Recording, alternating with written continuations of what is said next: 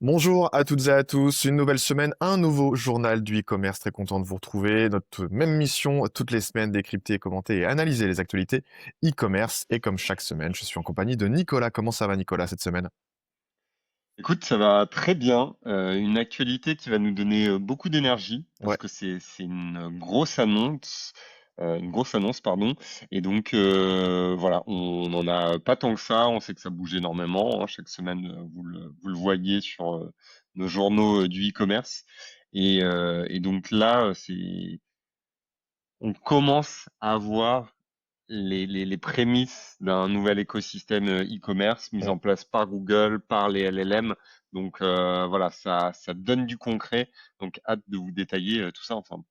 Oui, voilà, comme tu le disais, je te propose une émission, on vous propose une émission sur la nouveauté de Google, hein, donc l'Universal Cart, hein, c'est un sujet qui lie pas mal de sujets, référencement, IA, e-commerce, panier d'achat, bref, on va décrypter tout ça. Comme le disait Nicolas, pas mal d'actualités, on vous relaye ça sur notre news qui sort tous les jeudis, notre édito, ça se passe sur notre site e-commercenation.fr. On est aussi dispo, bien sûr, en vidéo sur YouTube et en audio sur toutes les plateformes de podcast. Avant qu'on démarre, un grand merci à notre nouveau partenaire, notre nouveau sponsor Airwallex, qui accompagne le développement de cette émission. On vous parle un petit peu plus d'Airwallex en fin d'émission justement pour vous expliquer comment cette solution peut vous accompagner sur le paiement à l'international et sur l'optimisation de votre conversion. Notre actualité phare donc, le lancement de Google Universal Cart, le panier d'achat IA qui centralise tout le parcours d'achat, hein. C'est une nouveauté qui a été présentée récemment, hein, lors du Google I/O 2026. C'est un panier, je dirais, intelligent, hein, qui a pour objectif de réduire la friction au maximum entre voilà, la découverte produit, la comparaison des prix et les achats. C'est une annonce qui, comme tu le disais, Nicolas, hein, confirme pas mal la transformation progressive et notamment de Google en infrastructure transactionnelle. Il y avait déjà eu ça avec les achats conversationnels sur Gemini, le paiement fractionné intégré avec Klarna et Affirm ou encore l'Universal Commerce Protocol. On a fait des actus à ces sujets-là, donc c'est présent sur e-commerce Nation. Mais voilà, Google cherche désormais un peu à centraliser l'ensemble du parcours e-commerce dans ses propres interfaces. Et c'est ce qu'on va décrypter tout de suite. Et justement, Nicolas, est-ce que tu peux revenir en détail sur voilà, ce qu'est concrètement l'Universal Cart? Oui, du coup c'est super intéressant. Tu as exposé l'ensemble de l'écosystème Google. Donc on Ouais, voit tout d'abord en préambule que Google surfe sur l'opportunité des agents LLM, c'est-à-dire de structurer la data avec l'Universal Commerce Protocol, de se dire, bah, vous voulez être présent sur les LLM, bah, nous, on vous propose une norme pour structurer tout ça. mm, Donc là, il y a une nécessité du marché à se structurer. Et puis, en fait, il s'engouffre dans la brèche pour proposer bah, cet aspect de checkout, de panier universel, qui est la suite, la continuité au final de cette structuration de données ouais, et de l'expérience utilisateur sur l'ensemble des plateformes Google. Donc, je trouve qu'en termes de vision, c'est extrêmement bien joué, c'est mm, extrêmement smart de leur part parce que voilà, il y a cet aspect données qui va leur être bénéfique pour l'ensemble de leur écosystème et pour transformer tout l'écosystème Google en plateforme transactionnelle. tout à fait. C'est Ouais. ça dont on parle, hein. Si voilà, vous avez l'habitude de consommer YouTube et vos plus fidèles créateurs, vous avez des suggestions de produits sur certains créateurs en dessous des vidéos avec certains produits. Donc, ils avaient déjà testé Mm, ce type d'interface, ajouté de l'achat à travers du contenu. Bien sûr, sur Google, Google Shopping, les intégrations d'Ads, cette intégration est bien sûr connue de l'ensemble des e-commerçants. Mais donc là, c'est de proposer une expérience universelle, vraiment homogène sur l'ensemble des plateformes. Donc d'avoir un panier qui est synchronisé entre mm. plusieurs plateformes Google.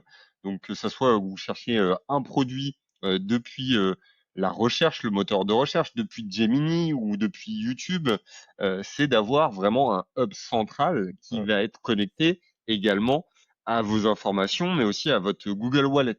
exactement. Ouais. Donc, le paiement embarqué sur Google, la découverte produit embarquée sur l'ensemble de leur plateforme, un assistant LLM avec un Gemini qui va vous permettre bah voilà, de naviguer à travers les différentes typologies de produits, le différent pricing, d'avoir des alertes aussi sur les mouvements produits. Donc c'est vraiment game changer en termes Mmh. d'expérience utilisateur. Demain, on va plus se dire j'ai regardé une vidéo YouTube, où est-ce que je peux trouver le produit?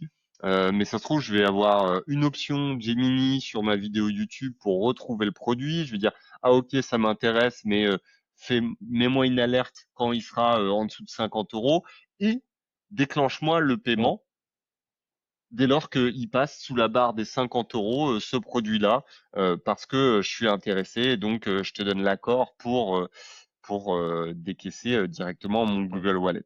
Donc c'est ça ce qui est super intéressant, c'est pas seulement stocker des produits, parce qu'on pourrait se dire ok, c'est un panier sur Ouais. l'ensemble des plateformes Google, mais derrière, non, ça permet que le panier fonctionne en arrière-plan, que Gemini, comme je l'évoquais, Mmh. puisse analyser les baisses de prix, surveiller les ruptures de stock, comparer l'historique tarifaire, identifier des promotions disponibles à travers les programmes de fidélité. Euh, Bref, ça va être vraiment une expérience d'achat extrêmement riche de par les fonctionnalités de Gemini et Mmh. l'écosystème Google. Donc ça, c'est ce qui est super intéressant. Ouais. Google a aussi énormément de données, hein. On parle du shopping graph, qui est une base qui agrège plus de 60 milliards de fiches produits. Ouais. Donc C'est voilà, énorme. ils ont déjà de la matière, ils ont déjà de l'historique. Euh, et donc, ça devient une couche technologique qui va accompagner l'utilisateur beaucoup plus loin dans l'achat. Et donc, vous pouvez voir notamment sur leurs vidéos et leurs Mmh. supports, Google donne l'exemple d'un d'un utilisateur qui assemble un PC Ouais. avec plusieurs composants achetés chez différents marchands, et il va détecter si les pièces sont compatibles ensemble de par cette brique LLM, et proposer des alternatives compatibles. Donc c'est juste fou, Ouais. c'est juste Ouais. fou. Demain, je vais faire une recette de cuisine, demain, je vais faire telle ou telle chose, je vais pouvoir simplement échanger avec Gemini pour personnaliser mon panier d'achat, et donc la découverte va se trouver Mmh. totalement changée. Mmh. Et c'est justement ce que disait Google, c'est que leur objectif, enfin, ils veulent plus seulement aider à trouver des produits, mais commencer à participer activement à la décision d'achat. Donc c'est ça aussi qui est central pour Google. Et ma prochaine question, mais je pense que tu y as déjà pas mal répondu, mais peut-être que tu as de nouveaux éléments à m'apporter, à nous apporter. Mais c'est quoi la finalité? Qu'est-ce que cherche vraiment à faire Google avec cette nouveauté? Si tu as pas déjà répondu et si tu as d'autres éléments à ce sujet-là. Oui, alors on l'a dit, c'est de s'emparer de la brique transactionnelle. Euh, Si on voit l'historique de Google, c'est quand même intéressant de remettre ça en perspective. Google, c'est un moteur de recherche historiquement. Et puis après, ils ont développé un modèle publicitaire pour aider les sites à être visibles. Donc, c'est-à-dire, tu payais Google Ads pour apparaître en haut des résultats. Donc ça, c'est le début. C'est-à-dire, tu as un moteur de recherche, l'utilisateur recherche des résultats.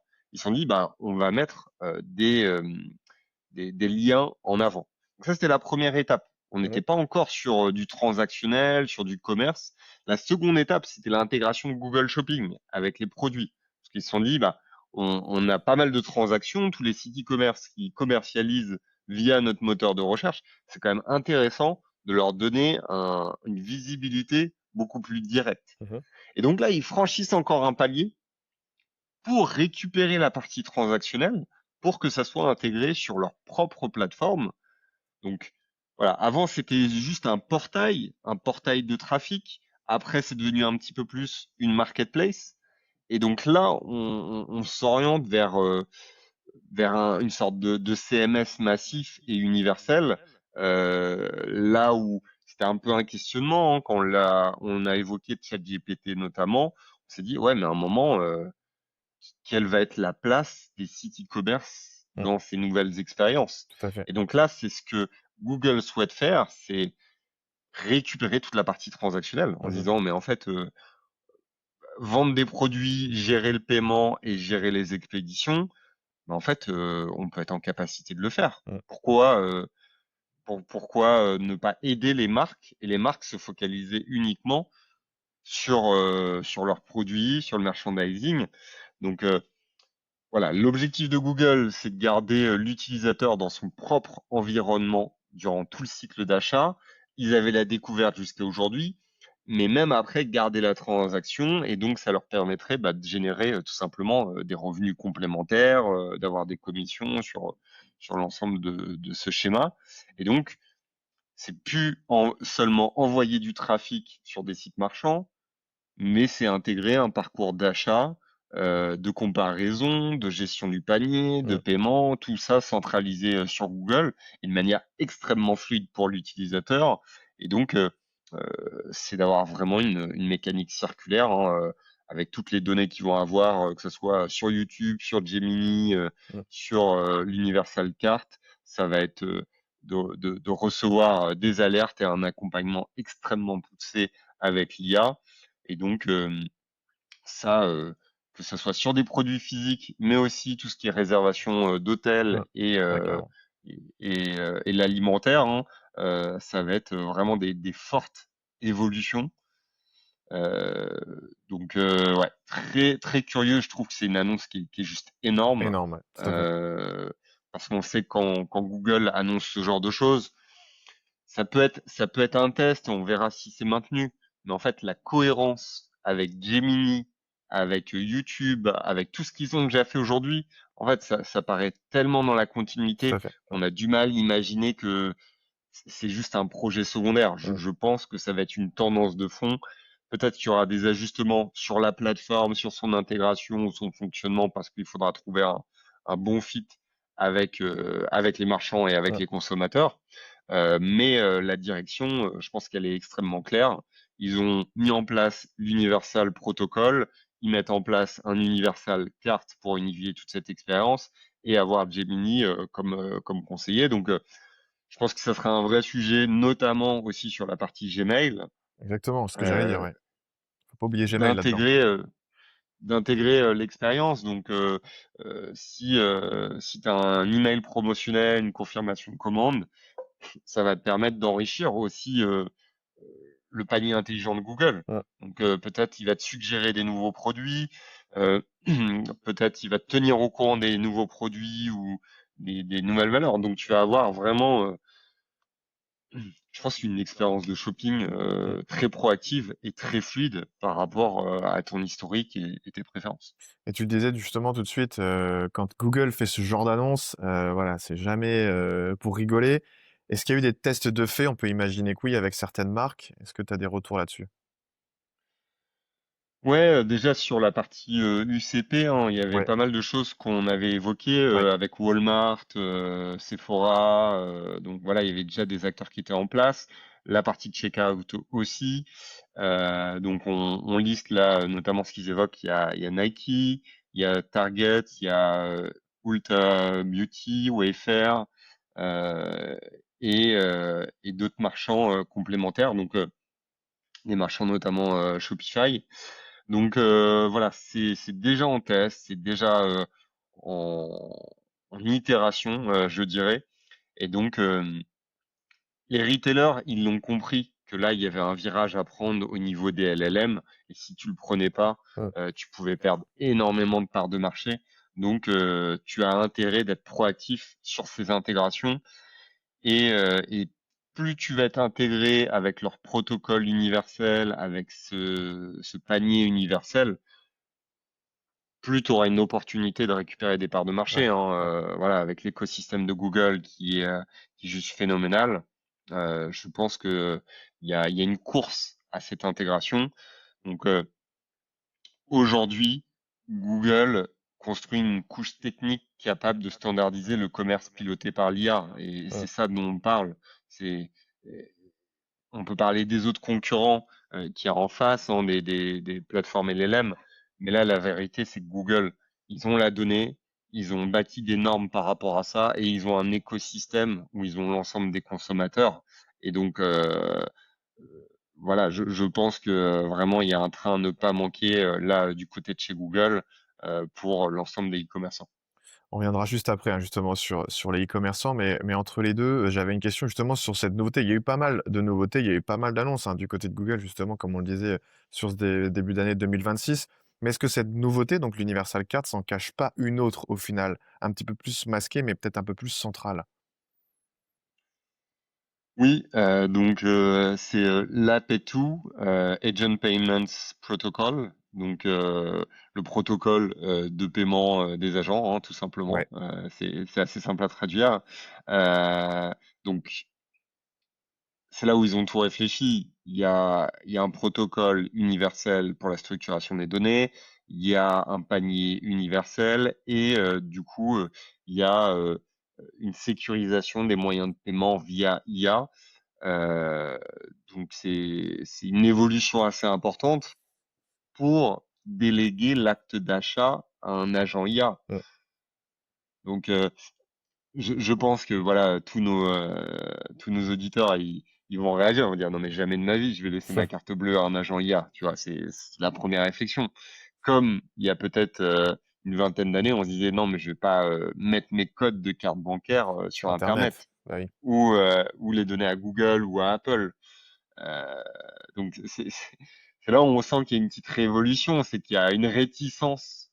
On nous annonce ça, mais en même temps on se dit mais oui, mais, mais tous les jours, peut-être il y a un monde, on va se dire, ah, avant, on rentrait nos cartes, c'est nous qui déclenchait l'acte d'achat, alors que demain, juste avec le son de notre voix et notre téléphone, on dira, ouais, Google, achète-moi ça. mmh, Euh, et du coup, il va procéder à l'acte d'achat, il va reprendre ton adresse de livraison, il va tout optimiser, il va tout faire sans toi presque. ouais, Euh, donc voilà, c'est ça cette nouveauté, l'API2, c'est un système où les agents IA pourront effectuer des achats automatiquement pour le compte des utilisateurs dans des mmh, limites définies à l'avance. Donc un consommateur pourra préciser une marque spécifique, mmh, un budget maximal, un produit précis, une condition tarifaire donnée. Et une fois que ces critères sont remplis, l'agent pourra déclencher l'achat ouais, lui-même. Et donc, Google, bien sûr, avec ce protocole, insiste sur les mesures de sécurité, logique, ouais. de créer une trace numérique entre l'utilisateur, le marchand et le processeur de paiement. Et du coup, des mandats numériques Ouais, seront également mis en place pour les retours et les litiges avec une traçabilité complète. Donc, ce qui est assez fou, moi, je trouve dans cette vision-là, Google veut rendre l'achat invisible. exactement, ouais.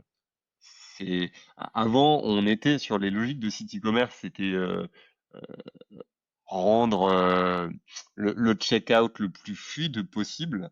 Mais là, Google se dit non, je veux rendre inexistant le checkout. Mmh, ah, Tu c'est vois, fou. je trouve que alors est-ce qu'on y arrivera ou pas, voilà, l'adhésion des utilisateurs nous le dira, mais leur volonté, leur vision, c'est de se dire en fait juste avec une commande à ton smartphone, tu peux passer commande et la Mmh, valider sans te soucier de l'adresse de livraison, du paiement, tout ça mmh, c'est préenregistré quoi. Donc ouais, je trouve que ça va être pas seulement en one click, ça sera du one word, mmh, ouais. du one word delivery, tu vois. Je pense que ça sera ça ce concept. Ouais, carrément et du coup, venons aux e-commerçants quand même qui nous écoutent, qui nous regardent.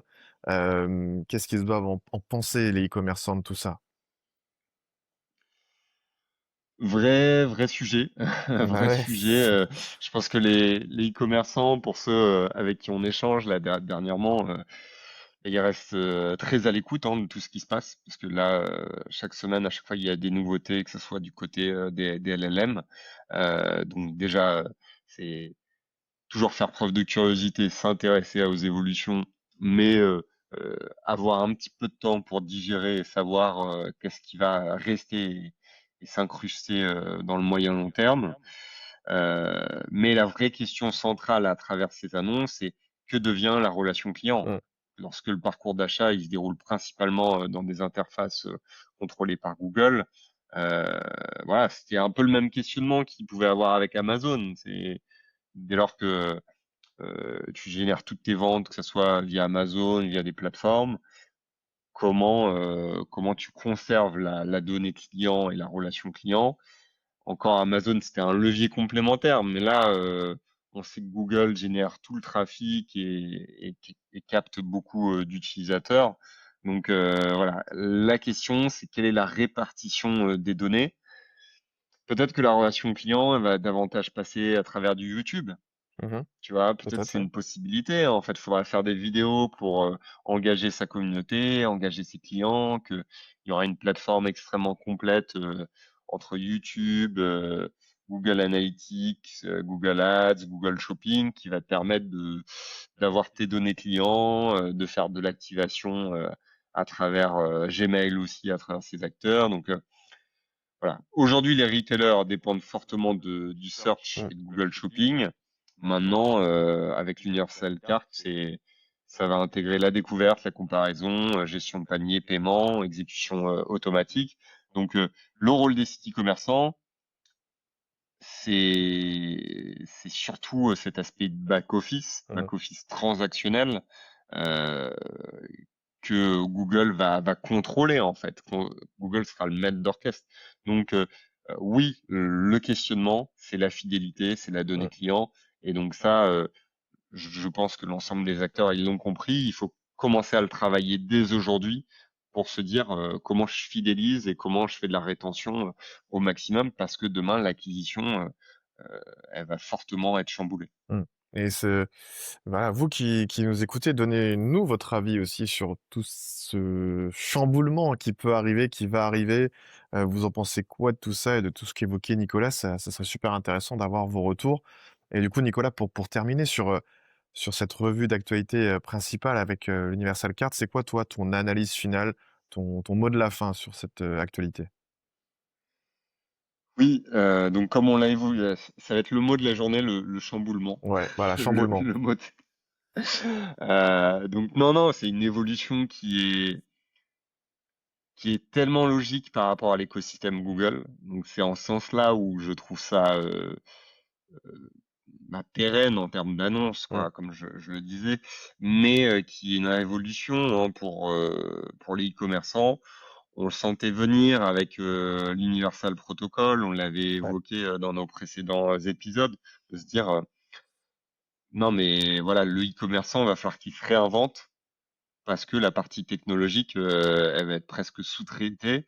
Et donc, l'enjeu, c'est comment avoir un catalogue de qualité, comment créer du contenu, comment marketer aussi l'ensemble des produits et apporter du lien client. Et donc, le vrai sujet, c'est plus tant le panier, c'est cette centralisation progressive de l'intention commerciale. ouais. Donc, voilà, il faut être à l'écoute et observer l'écosystème Google, se préparer à un écosystème Google de plus en plus fort. Je pense que les marchands qui ont déjà des stratégies sur YouTube, sur bien sûr Google Search ou même sur Google Shopping, ils ont quand même de l'avance parce qu'ils vont donner des éléments de données historiques à Google. Et donc voilà, l'IA va devenir capable d'interagir. Donc plus Google va connaître votre marque, vos produits, plus il pourra la solliciter et la proposer aux consommateurs. Mmh, Donc voilà, un peu comme le référencement, tu c'est vois, si ça. on prend le parallèle, c'est de se dire plus tu es cité, plus tu as de contenu qui est optimisé pour Google, bah, plus tu vas être bien référencé dans les moteurs de recherche. Eh bien, je pense que ça va être à peu près la même logique. Mmh. Euh, plus tu as fidélisé tes clients, plus tu as une marque connue à travers les différents contenus YouTube, les moteurs de recherche ou autres, bah, plus tu vas ressortir dans les LLM, dans l'agent Gemini pour préconiser des actes d'achat. Donc voilà, continuer à développer l'écosystème Google, ça me semble essentiel. Et donc maintenant, cette nouveauté ouvre un paradoxe. Hein. C'est est-ce que je m'engouffre dans la brèche de Google et du coup, ça va simplifier mon acquisition, améliorer la conversion et ça va me permettre de récupérer des parts de marché assez conséquentes. Mais en même temps, Mmh. je réduis ma maîtrise du parcours client, de la fidélisation. Donc voilà, c'est un arbitrage Il y en a qui vont décider, d'être un peu plus résilients et il y en a d'autres qui vont, décider d'embrasser, cette nouvelle interface. C'est un peu les mêmes questions qu'on se posait, à l'époque d'Amazon, Ouais, c'est vrai. en mode démultiplié, parce que, je pense que c'est beaucoup plus, d'utilisateurs que ce que Amazon peut proposer. Donc, voilà, dites-nous, en effet en commentaire, quelle est votre vision? Quelle est votre philosophie par rapport à cette annonce? Est-ce que vous allez prendre le pas de Google et potentiellement, tout faire pour être au sein de ce panier universel? Très bien, bah, on terminera, tu vois, cette revue de l'actualité sur cette question et sur notre demande hein, auprès de vous, de votre avis sur cette actualité. Merci Nicolas, en tout cas, pour ce décryptage et ces commentaires. On va parler un petit peu maintenant de notre nouveau partenaire, hein, donc Airwallex, qui sponsorise cet épisode. Une nouvelle fois, merci à eux pour leur confiance. Le thème du jour, optimiser la conversion paiement à l'international, puisque quand on parle de croissance e-commerce, on pense évidemment à ce qui est acquisition, expérience produit, on l'évoquait déjà avec Google il y a quelques instants, mais à l'international, il y a un morceau clé de l'équation, c'est l'infrastructure de paiement. Et justement, c'est là qu'Airwallex intervient, puisqu'ils connaissent vraiment l'impact qu'ont les moyens de paiement locaux, les devises bien gérées et un check-out fluide sur la conversion. Et puis la plateforme Airwallex, ça permet aux marchands d'encaisser plus de 60 devises, de proposer les moyens de paiement attendus dans chaque pays et d'optimiser les taux d'acceptation, le tout via une seule intégration. Et donc voilà, ça amène à un résultat, une conséquence, une expérience de paiement vraiment locale pour les clients et plus de chiffre d'affaires sur chaque marché. On vous met un lien qui va bien pour justement découvrir Airwallex si vous ne connaissez pas encore. Et voilà, n'hésitez pas à vous rapprocher d'eux si vous avez la moindre question. Peut-être Nicolas, si tu as un message pour notre nouveau sponsor, notre nouveau partenaire pour ce journal du e-commerce, pour Airwallex. Une solution, extrêmement ambitieuse, hein, Mm, qui s'est développée très vite là, en l'espace de quelques mois. Donc, ouais, vraiment, c'est une solution qu'on suivait, déjà dans les actualités, d'e-commerce nation avant qu'on soit partenaire. Et donc, comme tu l'as dit, qui prend ce parti pris, de ouais, l'international et d'avoir une plateforme, extrêmement claire et efficace. Donc, voilà, c'est vraiment un sujet, si vous avez des questionnements un peu sur ces sujets internationaux, de paiement, je pense que c'est un acteur, incontournable sur les prochaines années. Donc ça vaut, le coup de jeter un coup d'œil et de voir, l'éventail de leurs services parce que c'est assez, puissant, en termes de retour et je pense que vous allez entendre pas mal mm, parler de ce nouvel acteur sur le marché français. Donc, voilà, vous avez plus d'un lien en description, et n'hésitez pas, à les contacter puisque c'est aussi, une équipe qu'on apprécie tout bien sûr. particulièrement. Bien sûr, une nouvelle fois, merci à Airwallex pour leur confiance et eux qui sponsorisent cet épisode, cette émission. Merci Nicolas pour ce décryptage, ce nouveau journal du e-commerce. On a parlé de l'Universal Card de Google, grosse annonce qui a été faite. On a décrypté tout ça et puis merci à vous d'avoir suivi ce nouveau journal du e-commerce. Vous êtes de plus en plus nombreux sur YouTube en vidéo, sur les plateformes de podcast en audio. On se retrouve dès la semaine prochaine pour une nouvelle émission du journal du e-commerce. Salut.